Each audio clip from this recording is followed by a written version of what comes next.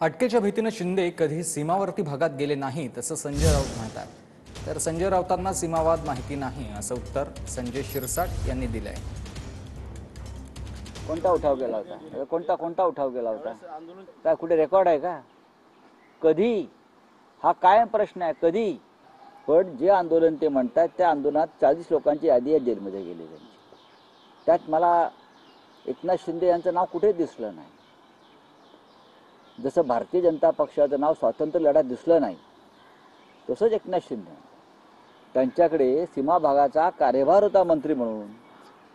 तेव्हा जर जे गृहस्थ त्या भागात गेले नाहीत त्याच्याकडून तुम्ही काय अपेक्षा करा? मुख्यमंत्री असतानाही गेले नाहीत, कारण त्यांना अटकेची भीती वाटत त्यावेळेला। 40 दिवस जेलमध्ये कोण होतं? संजय राऊत होता। भुजबळाला विचारा, भुजबळ तर मित्र आहे तुमचे, त्यांना विचारा। आणि हे कुठे होते मुळात? हे कुठे होते? हे बायांचे उघडे नागडे फोटो छापत होते त्या काळात।